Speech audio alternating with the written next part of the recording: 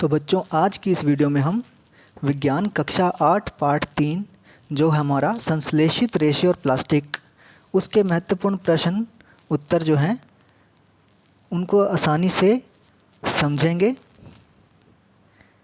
अपने पिछले वीडियो में हमने इस पाठ को डिटेल में समझा था। अगर आप वो वीडियो भी देखना चाहते हैं तो इस चैनल को सब्सक्राइब कीजिए। तो शुरुआत करते हैं हम अभ्यास के प्रश्नों से। प्रश्न 1, कुछ रेशे संश्लेषित क्यों कहलाते हैं? उत्तर है इसका, वह रेशे जो प्रकृति द्वारा निर्मित ना होकर कृत्रिम रूप से मानव द्वारा निर्मित किए जाते हैं उन्हें संश्लेषित रेशे कहते हैं। अगला प्रश्न, सही उत्तर को चिन्हित कीजिए। रेयान एक संश्लेषित रेशा नहीं है क्योंकि इसका रूप रेशम के समान होता है, इसे काष्ठ लुगदी से प्राप्त किया जाता है, इसके रेशों को प्राकृतिक रेशों के समान बनाया जा सकता है।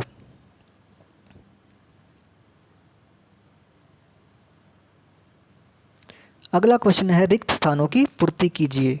संश्लेषित रेशे डैश अथवा डैश रेशे भी कहलाते हैं। तो मानव निर्मित और कृत्रिम कहलाते हैं। संश्लेषित रेशे कच्चे माल से संश्लेषित किए जाते हैं जो डैश है संश्लेषक।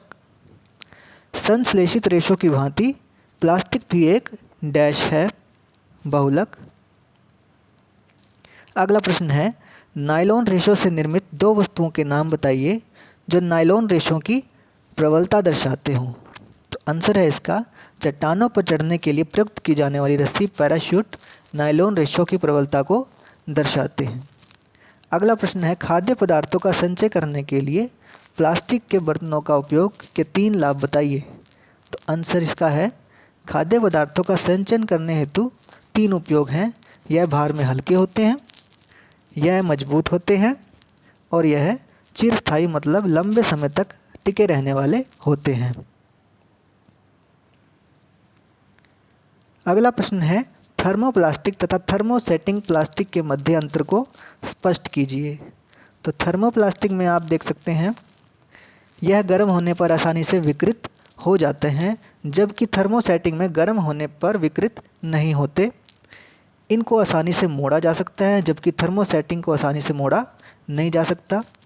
थर्मोप्लास्टिक ऊष्मा का सुचालक है जबकि थर्मोसेटिंग ऊष्मा का कुचालक है। थर्मोप्लास्टिक कंघियों, खिलौनों और पात्रों को बनाने में प्रयोग किया जाता है जबकि थर्मोसेटिंग बिजली के स्विच, बर्तनों के हत्थे, टाइल आदि को बनाने में प्रयोग किया जाता है।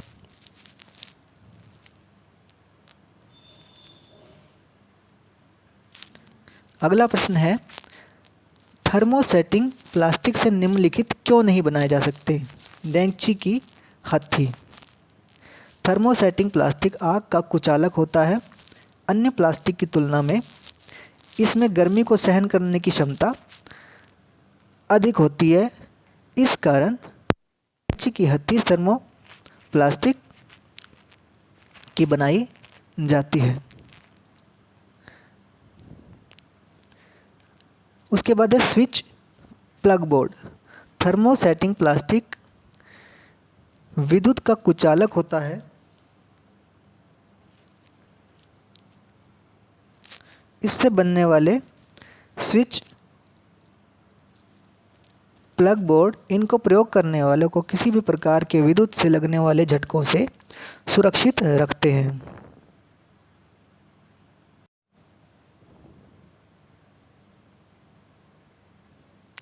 अगला प्रश्न है, निम्नलिखित पदार्थों को पुनः चक्रित किया जा सकता है और नहीं किया जा सकता में वर्गीकृत करें।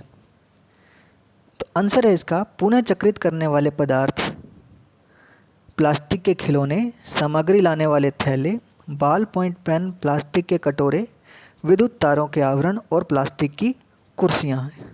इन पदार्थों को हम पुनः चक्रित कर सकते हैं। और ना किए जाने वाले पदार्थ टेलीफोन यंत्र, कुकर के हत्थे, विद्युत स्विच।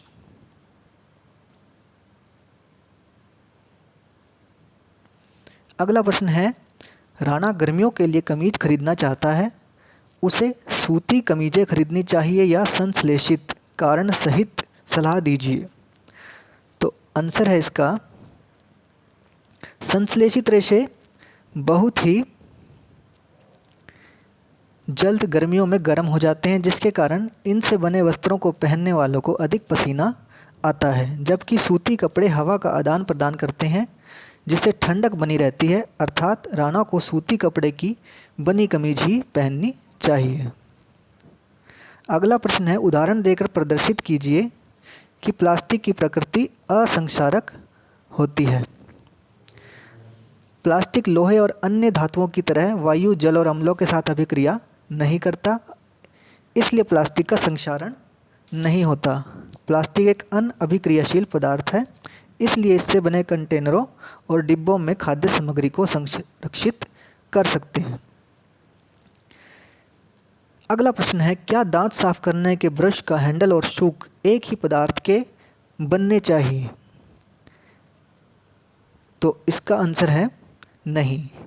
दांत साफ करने का ब्रश का हैंडल और दोनों एक ही पदार्थ के नहीं होने चाहिए। ब्रश का हैंडल कठोर पदार्थ का बना होना चाहिए ताकि इसको पकड़ने में आसानी हो, जबकि सूक मुलायम रेशों का बना होना चाहिए जिससे मसूड़ों को नुकसान ना पहुँचे। अगला प्रश्न है, जहाँ तक संभव हो प्लास्टिक के उपयोग से बचना चाहिए, इस कथन पर सलाह दीजिए।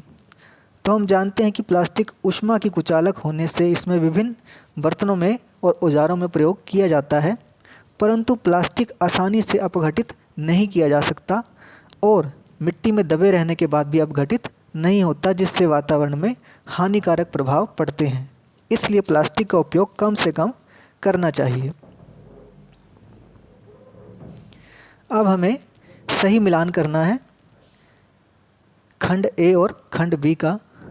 तो सबसे पहले है पॉलिएस्टर। तो पॉलिएस्टर का जो हम मिलान करते हैं वो नंबर 5 से करते हैं, कपड़े में आसानी से बल नहीं पड़ते। फिर है बी टेफ्लॉन। टेफ्लॉन का हम 4 नंबर से मिलान करते हैं, क्योंकि टेफ्लॉन जो है वो ना चिपकने वाले भोजन के पात्रों के निर्माण में उपयोग किया जाता है, जैसे नॉन स्टिकी पैन आदि में। फिर है सी रेयान। रेयान का हम नंबर 1 के साथ मिलान करते हैं, क्योंकि रेयान कास्ट लुगदी का उपयोग करके तैयार किया जाता है। और उसके बाद डी जो है करते हैं, जो पैराशूट और मोजे आदि बनाने में उपयोग किया जाता है। अगला प्रश्न है, संश्लेषित रेशों का औद्योगिक निर्माण वास्तव में वनों के संरक्षक में सहायक होता है? टिप्पणी कीजिए। संश्लेषित रेशों का औद्योगिक निर्माण वनों के संरक्षण में सहायक है, क्योंकि इसके लिए पेड़ पौधों को काटने और जीवों का शिकार नहीं करना पड़ता। संश्लेषित रेशे रसायनों द्वारा बनाए जाते हैं और ये रसायन वनों से प्राप्त नहीं किए जाते। अगला प्रश्न है, यह प्रदर्शित करने हेतु एक क्रियाकलाप का वर्णन करिए कि थर्मोप्लास्टिक विद्युत का कुचालक है। तो यहाँ पर चित्र में हमने क्रियाकलाप का चित्र बनाया है, जिसमें अपने सेल, बल्ब और तांबे की तार का उपयोग किया है, और ए और बी जो हैं उन पॉइंट्स के बीच में हमने खाली स्थान छोड़ा है। तो ऐसे प्लास्टिक जो गर्म करने पर आसानी से विकृत और मुड़ जाते हैं उन्हें थर्मोप्लास्टिक कहते हैं। जैसे पीवीसी और पॉलीथीन एक सेल के पॉजिटिव और नेगेटिव भागों से तारों को जोड़कर उनके साथ बल्ब और थर्मोप्लास्टिक की वस्तु को जोड़ने से बल्ब नहीं जलता, परंतु इस क्रियाकलाप में थर्मोप्लास्टिक की वस्तु हटा देने पर बल्ब जल जाता है, जिससे यह पता लगता है कि थर्मोप्लास्टिक विद्युत के कुचालक हैं और अपने अंदर से विद्युत को प्रवाहित नहीं होने देते। अब हम पढ़ते हैं कुछ important question, very short answer type, अति लघुतरात्मक प्रश्न। तो सबसे पहले कुछ प्राकृतिक रेशों के नाम।